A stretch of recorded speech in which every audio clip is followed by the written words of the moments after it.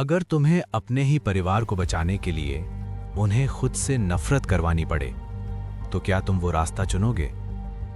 Hero बनना आसान है, विलन बनना भी आसान है, लेकिन प्रोटेक्टर बनकर हेटेड रहना सबसे मुश्किल है।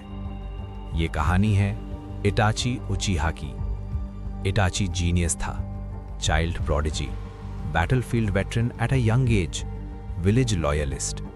लेकिन उसका असली बैटल वॉर में नहीं था, उसका असली बैटल पॉलिटिक्स में था। उचिहा क्लैन और हिडन लीफ विलेज के बीच टेंशन बढ़ रही थी, कू प्लान हो रहा था, सिविल वॉर इनएविटेबल था।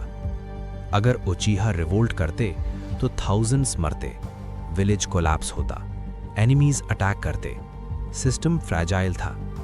इटाची के सामने चॉइस आई, या तो क्लैन के साथ खड़े हो जाओ या विलेज बचाओ। लेकिन दोनों साथ पॉसिबल नहीं थे। पॉलिटिकल लीडरशिप ने उसे कॉर्नर किया। डैंजो ने अल्टीमेटम दिया, या तो तुम करो या हम करेंगे। इमेजिन करो, तुम्हें अपने पेरेंट्स, अपने रिलेटिव्स, अपने चाइल्डहुड सबको एलिमिनेट करने का ऑर्डर मिले, और रीजन प्रिवेंट वॉर। इटाची ने कैलकुलेशन किया, अगर सिविल वॉर होती तो सासुके भी मर सकता था, लीफ कोलैप्स हो सकता था, ग्लोबल कॉन्फ्लिक्ट ट्रिगर हो सकता था। उसने एक्सट्रीम सॉल्यूशन चूज किया, उचिहा मैसेकर। लेकिन यहां ट्विस्ट है, उसने सासुके को इंटेंशनली छोड़ा। क्यों?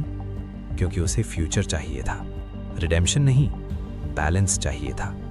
उसने खुद को विलन बनाया ताकि सासुके हीरो बन सके।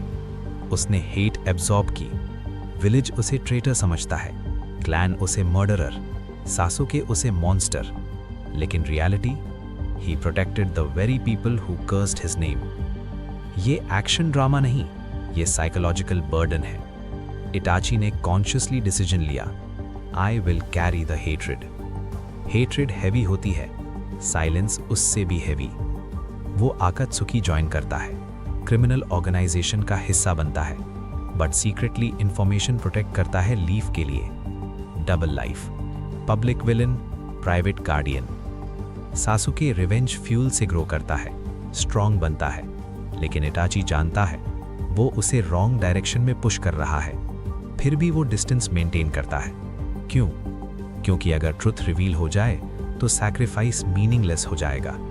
सैक्रिफाइस तभी पावरफुल है जब मिसअंडरस्टूड हो। Final battle between brothers. Sasuke सोचता है वो रिवेंज ले रहा है, लेकिन इटाची फाइट डेलिबरेटली कंट्रोल करता है, लिमिटेशंस इंपोज करता है। डिजीज से वीकन हो चुका है। He could kill सासुके, but he doesn't. Last moment में वो फोरहेड टैप करता है, जैसे चाइल्डहुड में करता था, और गिर जाता है। सासुके जीतता है, लेकिन जीत हॉलो है। लेटर ट्रुथ रिवील होता है। सासुके रियलाइज करता है जिसे वो हेट करता था वो प्रोटेक्टर था। इटाची ने चॉइस किया था, short term hatred for long term stability.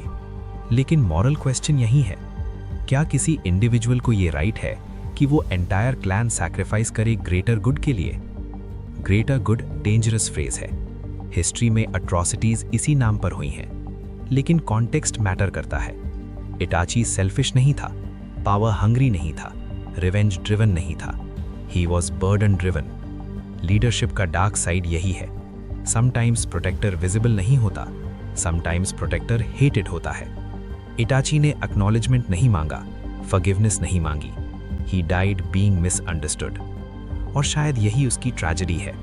सासुके eventually cycle of hate continue करता है, कोनोहा फिर कॉन्फ्लिक्ट फेस करता है। इटाची ने वॉर प्रिवेंट किया, लेकिन हेट्रेड एलिमिनेट नहीं कर पाया। प्रोटेक्ट करना मतलब आउटकम कंट्रोल नहीं करना। सैक्रिफाइस इमीडिएट डिजास्टर रोक सकता है, लेकिन इमोशनल डैमेज रिमेन करता है। तो सवाल, अगर तुम्हें चूज करना पड़े फैमिली या नेशन के बीच, क्या तुम पर्सनल लव सैक्रिफाइस करोगे या कलेक्टिव सेफ्टी रिस्क करोगे? इटाची हीरो नहीं था, विलन भी नहीं था, he was a necessary shadow. Protector जो सनलाइट में नहीं खड़ा होता, वो डार्कनेस में खड़ा होता है ताकि बाकी लाइट में जी सकें। और कभी कभी सबसे बड़ा सैक्रिफाइस रिकॉग्निशन के बिना होता है।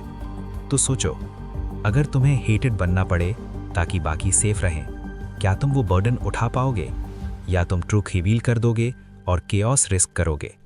और ऐसी ही इंटरेस्टिंग स्टोरीज देखने के लिए चैनल को सब्सक्राइब करें।